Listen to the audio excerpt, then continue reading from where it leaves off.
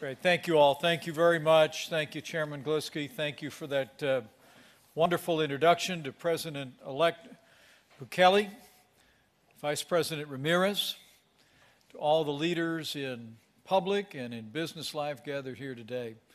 It is an honor to be here at the U.S. State Department at the crossroad of the Americas, the 49th Annual Washington Conference of the Americas. Thank you all for being here.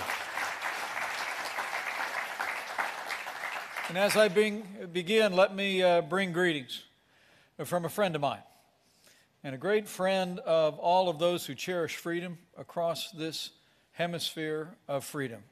I bring greetings from the 45th President of the United States of America, President Donald Trump.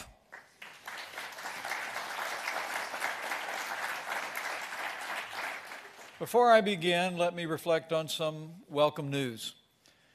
Last fall, we made clear to Aung San Suu Kyi of Burma that the arrest and jailing of two journalists was deeply troubling to millions of Americans, and we urged their release. Today, the world learned those two Reuters journalists were released after spending more than 500 days in prison where they'd been jailed simply for doing their job, reporting atrocities committed against the Rohingya people. In America and across this hemisphere, we believe in democratic ideals, including the freedom of expression and the freedom of the press, and we welcome the release of these two journalists. And we hope their release signals a positive and permanent respect for a free and independent press. But what brings us here today is to discuss the theme of this conference, which is disruption and transformation in the Americas. And it is unquestionable that over the last 2 years, there has been profound transformation across Latin America. Since the earliest days of this administration, President Trump has worked with our partners in the region to build a safer, stronger, and more prosperous Western Hemisphere. And the results speak for themselves. Under the BUILD Act, we've pledged up to $60 billion in development financing to help our partners build infrastructure they need to grow. We've expanded access to affordable American-made energy through our America's Crease initiative. We've promoted free, fair, and reciprocal trade, forging a new trade deal like the United States-Mexico-Canada agreement. We've also strengthened our security ties. And under the President's leadership, the United States has conducted joint law enforcement actions across this hemisphere and reinvigorated the fight against illegal drugs by helping bring thousands of charges against dangerous gang members and money launderers. And it's also been my honor to travel to Latin America 5 different times in our first 2.5 years. And I've witnessed this transformation firsthand. And we've worked to strengthen the ties that bind freedom-loving nations and peoples all across this hemisphere of freedom. In Ecuador, I saw President Moreno support press freedom and renew the fight in his country against illegal drugs and corruption. In Argentina, President Macri and I eliminated long-standing trade barriers between our two countries for pork producers. In Brazil, we laid the groundwork for greater cooperation in space. And in Lima, Peru, I was honored to represent the United States at a historic conference where 35 nations pledged to fight against corruption in their governments and renew our commitment to freedom. Since my very first visit to Latin America 2 years ago, the people of the Western Hemisphere have voted in election after election for prosperity, for security, for transparency, and the rule of law in their governments. And the United States has stood with them every step of the way. And America will always stand with our neighbors when they stand for freedom.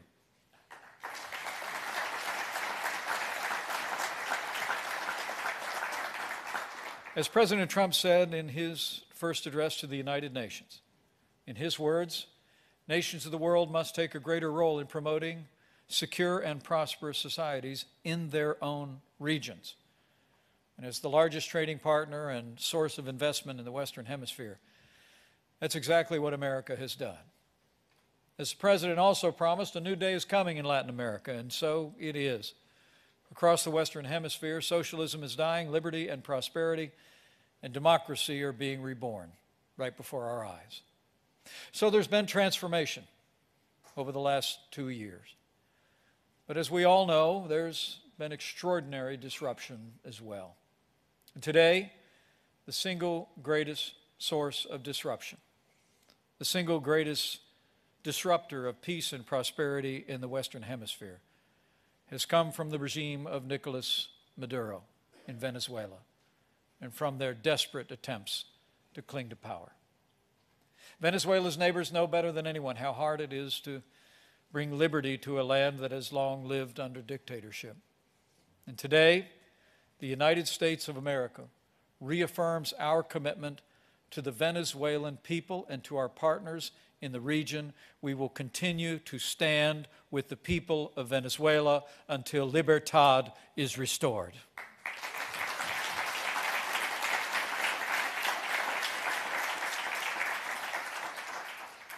And recent scenes out of Caracas have been heartbreaking and deeply troubling. It's extraordinary to think of it. Last week, the world saw armored vehicles run over unarmed citizens, military forces firing tear gas at churchgoers, and hundreds of people, including children, be thrown into jail because they dared to protest the man who oppresses them. The struggle in Venezuela is a struggle between dictatorship and democracy. Nicolas Maduro is a dictator with no legitimate claim to power, and Nicolas Maduro must go. For 6 long years, the people of Venezuela have suffered under the heavy hand of oppression. The Maduro regime's socialist policies have shrunk their economy by nearly half. It is remarkable to think that in what was once one of the wealthiest countries in our hemisphere, that 9 out of 10 people live in poverty. The average Venezuelan has lost more than 20 pounds through deprivation and malnutrition.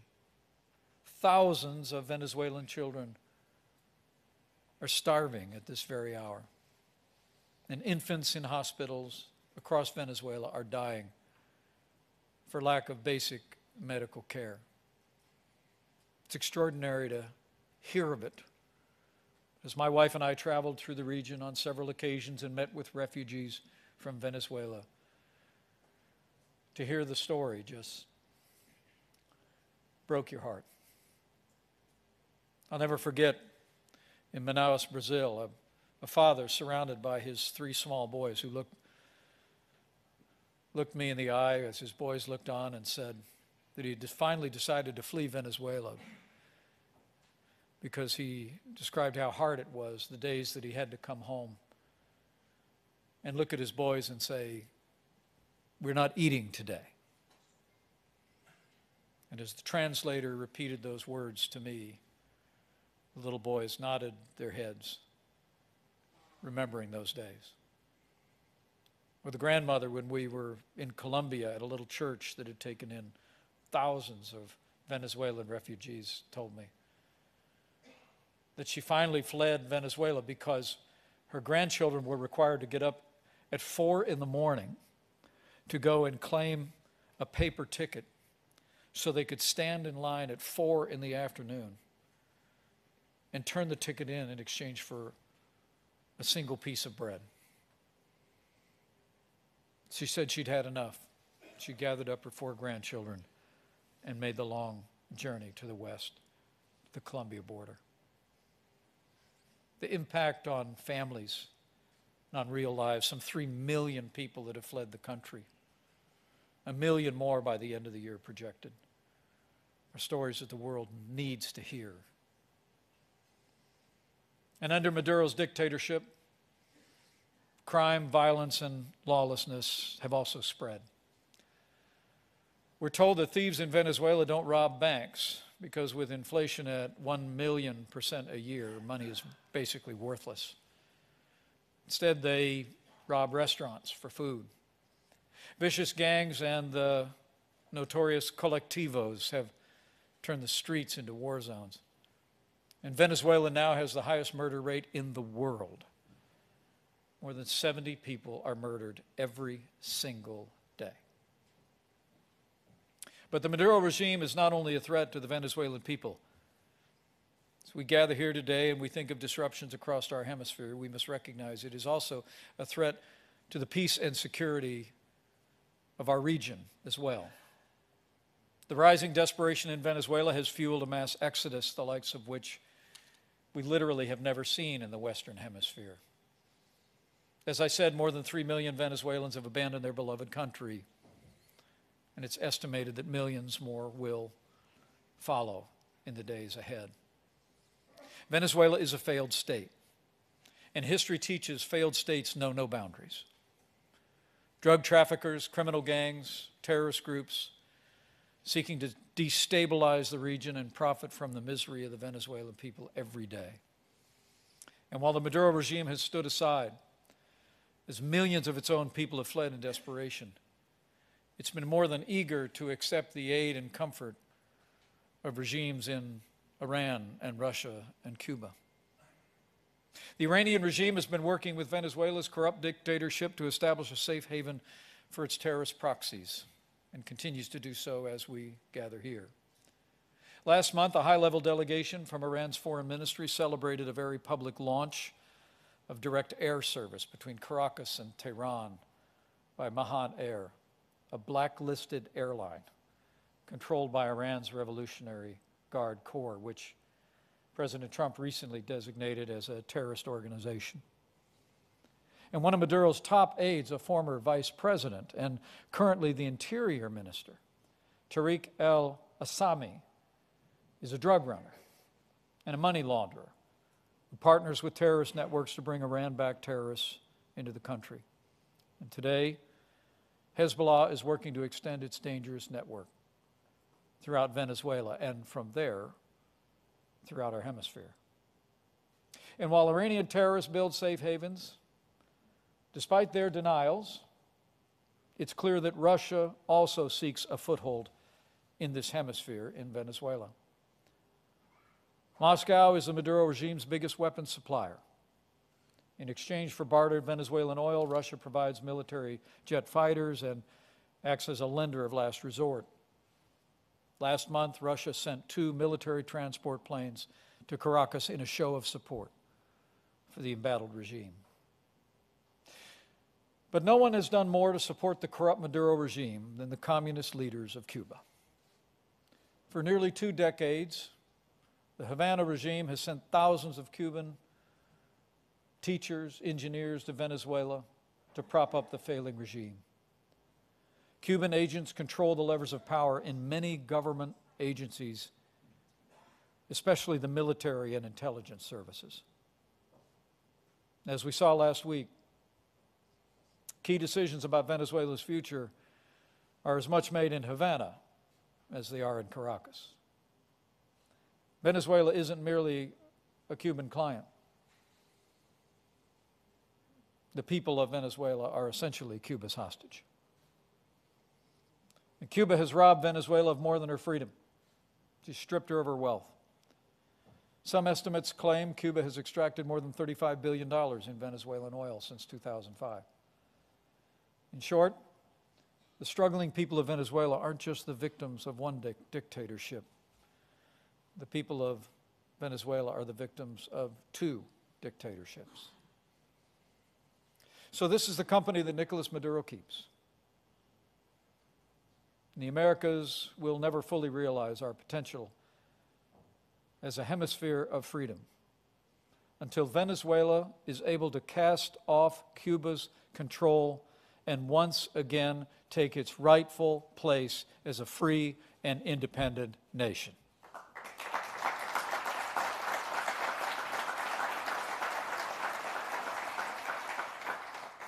But for all the suffering across the country in cities large and small, it is inspiring to see the Venezuelan people rising up. As President Trump said not long ago, the fight for freedom in Venezuela has just begun. 4 short months ago, after Nicolas Maduro was sworn into a second term stolen in a sham election, the National Assembly, the only duly elected body in Venezuela, exercised its power under the Constitution and recognized a new leader, interim President Juan Guaidó. At President Trump's direction, the United States was proud to be the first nation on earth to recognize interim President Juan Guaido as the legitimate president of Venezuela, and now more than 50 nations around the world have joined us. And all across this Western Hemisphere, nations have been standing up to declare their support for President Guaido. 2 months ago, the Inter-American Development Bank voted to seat President Guaido's representative. Last month, the G7 foreign ministers issued a statement saying that the May 2018 presidential election lacked legitimacy and called on the Maduro regime, in their words, to, quote, restore the authority of the National Assembly. And the OAS, the oldest regional organization in the world, voted to stand with the Venezuelan people and recognize Guaido's government as the only true representative of Venezuela. As we gather here today, President Guaido is meeting with members of the National Assembly, some of whom have come under harassment by the National Guard and intelligence services. So let me take this opportunity to be very clear. The safety and security of President Juan Guaido and his family are a priority for the United States of America.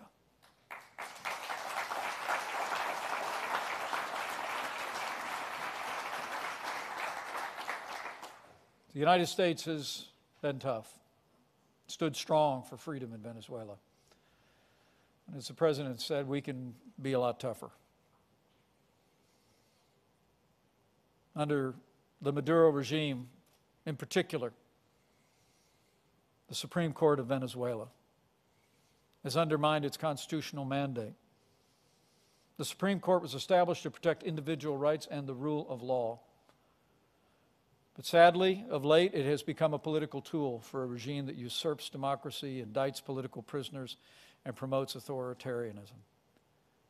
It is time for the Supreme Court in Venezuela to return to its founding purpose. If the Supreme Court of Venezuela does not return to its constitutional mandate to uphold the rule of law, the United States of America will hold all 25 of its magistrates accountable for their actions.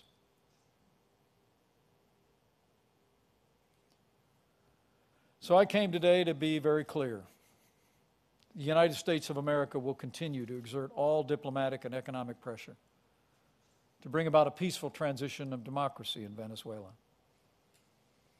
But to those who continue to oppress the good people of Venezuela, know this: all options are on the table.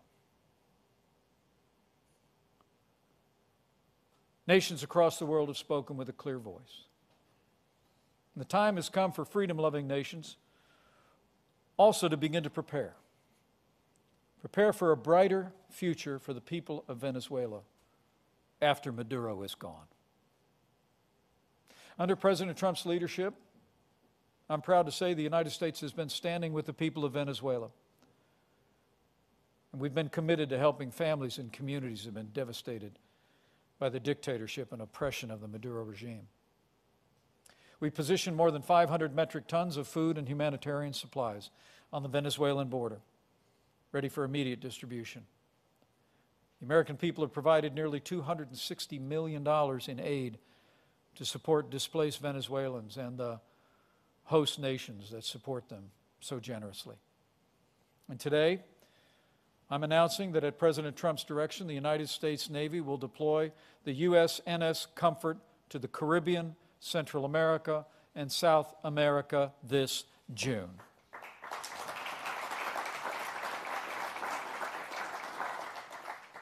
The Comfort will embark on a 5-month humanitarian mission to address the Venezuelan crisis. The United States military and medical personnel working alongside their counterparts across the region will be there to provide medical assistance to communities in need and help relieve countries overwhelmed by the influx of the suffering people of Venezuela. And while the United States has sanctioned more than 150 government officials and state-owned businesses loyal to the dictator, America has also made it clear that these sanctions need not be permanent. Just as the National Assembly has promised to provide amnesty to anyone who has not committed a war crime, so too the United States of America will consider sanctions relief for all those who step forward, stand up for the Constitution, and support the rule of law. Like General Manuel Christopher Figuera, the former chief of the Venezuelan intelligence service, who just last week broke ranks with the Maduro regime and rallied to the support of the Venezuelan Constitution and the National Assembly. In recognition of his recent actions in support of democracy and the rule of law, I am announcing today that the United States of America is removing all sanctions on General Manuel Christopher Figuera effective immediately. As President Guaido builds a brighter future for Venezuela, we hope the action that our nation is taking today will encourage others to follow the example of General Christopher Figuera and members of the military who've also stepped forward and taken a stand for the Bolivarian Constitution and Libertad.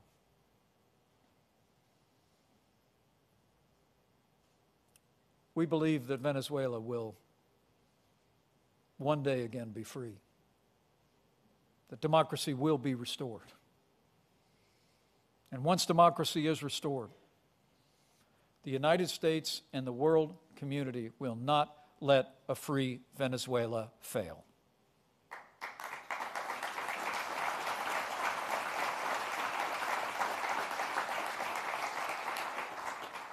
We will help the fledgling Venezuelan democracy regain its footing. We'll build a brighter future after Maduro is gone, creating jobs, fighting poverty, and expanding opportunity. We're already hard at work. Freedom-loving countries of the Lima Group and the G7 are helping to build support for Venezuela at institutions like the IMF, the World Bank, the Inter-American Development Bank. Together, we will get aid to Venezuelan families and rekindle access to trade finance so that Venezuelans can get goods back on the shelves, extend lines of credit for new businesses, and help the Venezuelan government meet its basic needs. Once Venezuela's democracy is restored, Venezuela's future will be bright. And let me be clear, there can be no bystanders in the cause of freedom in Venezuela, across this hemisphere, or across the world. The United States today, again, calls on all nations of the Western Hemisphere to stand with the Venezuelan people as they rise up to restore freedom, democracy, and libertad to their nation.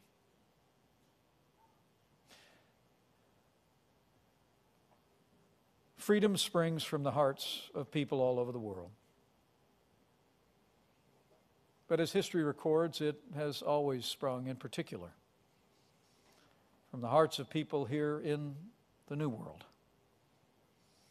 And I believe with all my heart that freedom will continue to reign, not only across this land, but across this hemisphere of freedom. And Venezuela will one day be free. For in the words of Simón Bolívar, a people that loves freedom will in the end be free. So to all the people of Venezuela, on behalf of my fellow Americans, we say again, estamos con ustedes. We're with you.